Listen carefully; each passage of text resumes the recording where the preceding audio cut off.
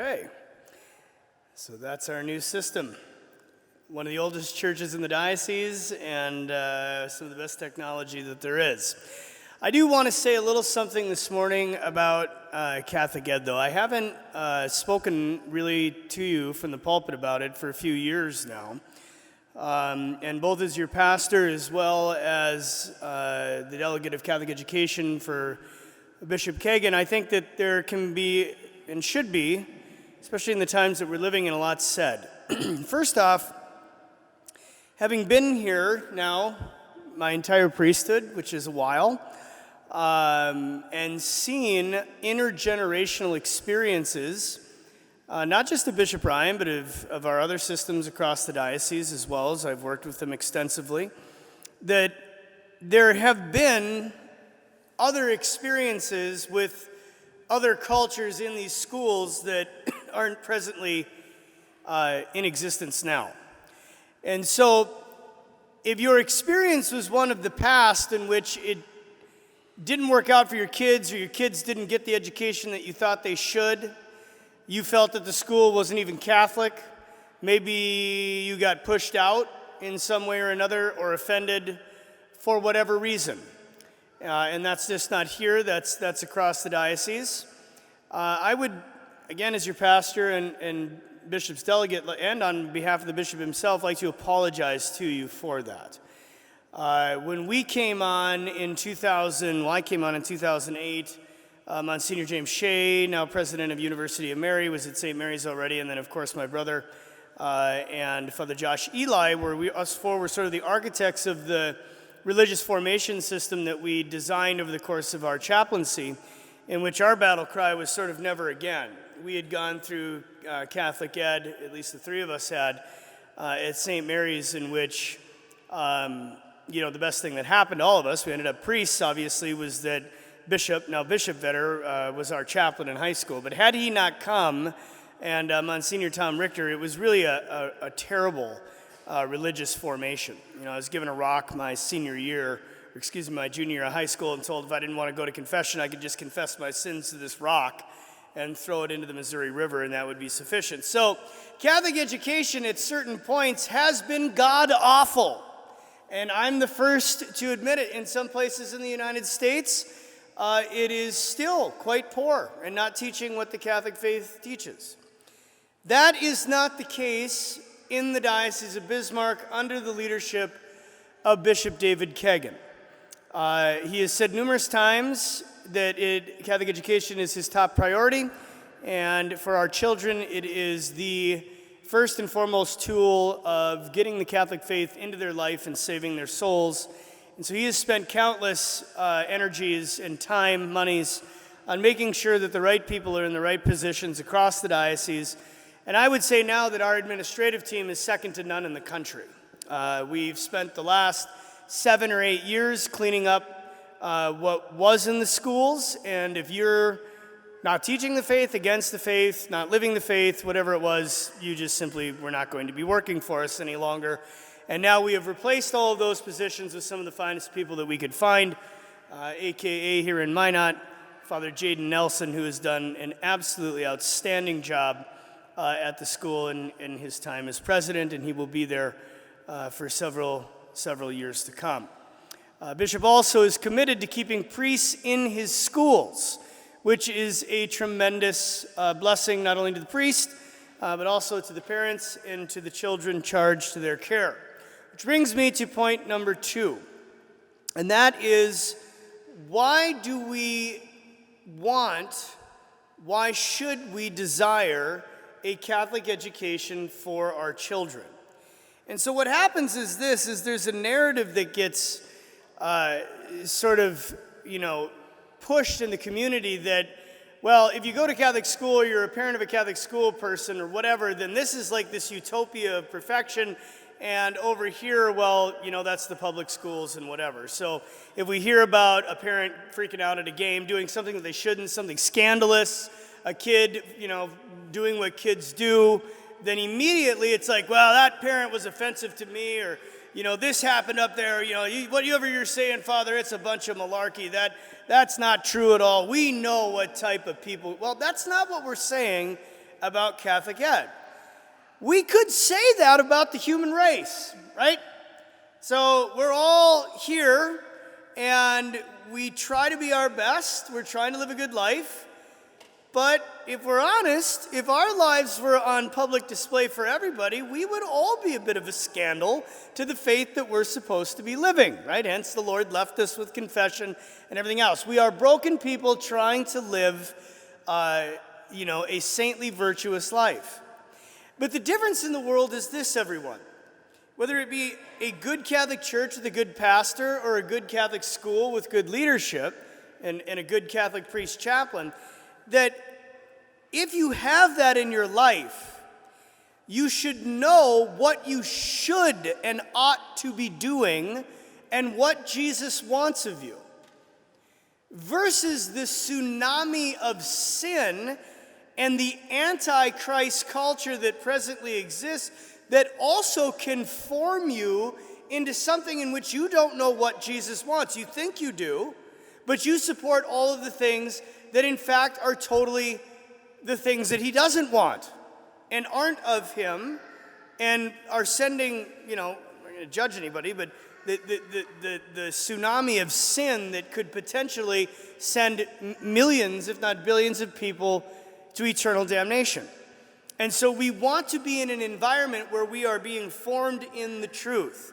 So when I stand up here as your pastor and I say, it is a good idea to send your children to Catholic school and get involved in that Catholic community, it's through that prism, right? Through that prism of judgment, meaning that when they go to Bishop Ryan, they will be in an absolute spiritually formative environment. So the grade school, those kids are going to Mass a bare minimum of twice a week. They go to confession 9 times a year. They have religion class every day. And they are in a formative, human-formative Catholic culture, meaning everything that they're doing is virtue-based education. That's the new model of education he's talking about. It's the old classical model that the church has used forever, and for whatever reason, about 50 years ago, abandoned it. They've gotten back to it, okay? The second end of it, then, is the whole pastoral sort of human formation element, where you've got, as they go into the secondary, you have a priest chaplain, in the words of Pope Francis, that is there to accompany them as they move into their adult faith, which means that in this mess of a time that we're living in, when they're asking questions about all of this different sexual morality, when they're dealing with challenges with purity and chastity and dating and all of these different things, when they're trying to plan their life's goal already as they prepare for college or trade or whatever it might be, they are working with their priest chaplain, which becomes their spiritual father. Now, I can speak to this because I've followed my students over the course of their lives. And it goes both ways. It has been the greatest gift of my priesthood to have been in that school and bonded with them, and now years later, having married them, having watched them come into their careers, baptize their children, in some cases, sad cases, even burying them. And that will go on for the rest of our lives. They're one of the greatest joys that I have in my life. And it's because they went to Catholic school. And each of us chaplains throughout the diocese, under this new formation system that we have, is experiencing the same thing over and over and over again. I mean, what a tremendous gift to have that level of a relationship with a good priest for the rest of your life. When you get to college and you got some crazy professor, you run into marital problems later in your life, you call up Father. Because not only is he your spiritual father and your priest, but he's a good friend that you've known your entire life, right? That is human formation, and that is Catholicism at its finest, and that's what they're getting in this Catholic culture that exists now, hasn't always, but exists now in our Catholic schools and will continue to exist under the leadership of this bishop and most especially this presbyterate. The priests in this diocese aren't getting any younger. And they're not getting liberal. I'm more liberal than most of the new ones coming out, right? So at the end of the day, they really are invested in salvation and Catholic education. So if we contrast that with what's happening nationally in the public systems is that we now have no choice. People in the public systems have no choice but to teach and indoctrinate under the narrative that the modern antichrist governmental culture has pushed in this country. So in health class, they are not being taught virtue. They're being taught that active homosexuality is completely normal, acceptable, healthy, and you can't even question it. It's not like a kid can be like, well, I don't agree with that as a Catholic. The teacher can't say, oh, well, let's have a discussion about that, because faith isn't allowed, and it's a religious principle. Or when they get to fornication, right? Interaction, intimacy before marriage. Oh, live together. Just make sure it's safe, right? It's not anti-abortion. Abortion is now pushed by Planned Parenthood as family planning. Oops, you got pregnant. That's why we have abortion. It's not really a baby. Transgenderism and the like. They don't have anybody to go talk to about their internet pornography challenges because everything is accepted and nobody can question any of it because the spirit of Lucifer is governing this thing. It's the devil. There's nothing holy about it. And we have good public schools in North Dakota, but they don't have a choice in that area. And so simply by having them in those classrooms subjected to that garbage, they then are being indoctrinated and formed in something that is other than the Lord. In one way or another, we are all going to be indoctrinated and formed by something. That's what we are as human persons.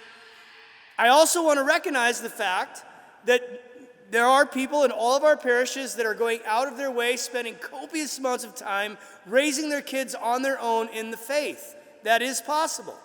It is your primary responsibility as a parent. But when you don't have time to do that or you don't have the knowledge to do it, right? How many of us, I'm not picking on anybody, but if just think to yourself, can I list the 10 Commandments in order? Should we go around the church? Kidding. Right? Us Generation Xers, we didn't get any faith at all.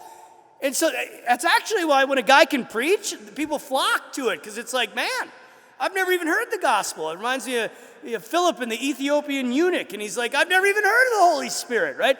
There's 3 generations that got nothing because of a garbage leadership in the priesthood, and now we're finally getting back to normal, so we shouldn't be ashamed of that. But as Father said in the video, he's gone out of his way to try to develop a school, and trust me, that dude works. I thought I worked hard back in my 30s. That man is the slave driver onto himself. But anyway, at the end of the day, he is doing his absolute, best to make sure that parents who want to offload that responsibility to a school have a safe, good environment for them to send them to. Now, is it perfect? No. There's going to be problems from time to time, but it's the best asset that you have right now, not just for education. As he said, the ACT scores are up above the North Dakota national average, but we're talking about salvation. What greater gift can you give to your child than, if your child was the most successful, you name it, you had the life of all lives in this world, and you got to heaven, but little, Johnny wasn't there. Despite this wonderful life of success and the highest education and the highest university opportunities, most money, whatever, even good home life, all of it, but he didn't go to heaven, and you were there and the child wasn't. Have you done a good job? Versus, and we're not saying that going to Catholic school is going to make you poor, it won't. You get a good education. But let's say that he's not as successful, doesn't get into the greatest university, doesn't have the amount of opportunity, that he otherwise has, but he is in a high, lofty, meritorious place in heaven. What is worth more to us? Because now is the time to make that decision. Because it is Christ and the Antichrist in this culture, and you cannot serve both. Finally, I recognize that it is not cheap. It is sacrificial. Trust me. I'm going to throw this off of here. I know. And I've gotten this over the years, mainly from men. Well, I don't want to be a beggar. I should be able to provide it, and if I can, I can't. That's nothing but pride.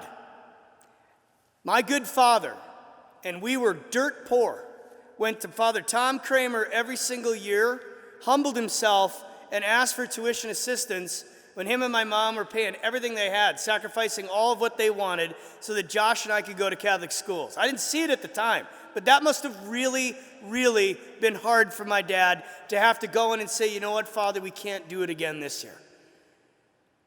Years later, I don't think of my father as like, oh, what a beggar. I think of my dad as one of the humblest, most virtuous, good men that actually cared enough to do something like that, to send me to Catholic school. And had I not gone there, despite it not being the best in those days, had I not gone there, and had Josh not gone there, and had 90% of the priests that we have in this diocese not gone to Catholic school, I wouldn't be standing here right now. So when we say, and we're, for that matter, against Catholic education, you're not going to have any priests without it. And some of the finest priests in the diocese found their vocation in their Catholic schools with their respective priests. So if you can't afford it, it doesn't need to be a big public conversation. You come and talk to me. I chaired the Synod Executive Committee on Education, and we specifically put in a statute, 238, that says no child can be denied a Catholic education strictly because of financial means. Meaning that there's already a huge subsidy that we pay, plenty of scholarships available. Yes, we need to figure out, what is applied to you. That's all very confidential, worked out with Father Nelson. And whatever's left, if you're like, well, I can't afford all of that, then you come talk to me, and between us and the school, we are committed to making sure your child gets a Catholic education, because that's what the laws of this diocese demand that we should do and ought to do. But yes, it does take a little bit of work and humility saying, well, we're not the richest people on the block. Neither was I. Not such a bad thing. I learned how to work. Had a paper route when I was 9. Froze my tail off in this. Well, I'll tell you stories all night. Anyway, I won't. So, with those 3 elements, though, I just invite you to prayerfully discern this, because these schools are the best they've been, maybe ever, and they're the greatest asset that we have. And, honestly, this right here, this is the last voice that's speaking for Jesus. You're going to see me get much more clear as we go into the months that are coming, because it's clear that God is beginning to sift this out, and we need to choose what side of the line we're going to be on, because it's no longer like, well, Democrat, Republican, none of that matters. It is either anti-Christ or for Jesus. And the for Jesus people are getting smaller and smaller and smaller. And if you're a for Jesus person and you think like everything's gone crazy, you're right. But the anti-Christ people don't think things have gone crazy. The crazy is the new norm. And so we really need to utilize every asset that we possibly can in the raising of our kids and the salvation of our own souls by supporting the last voice of Christ in the world, the Catholic Church and Catholic education.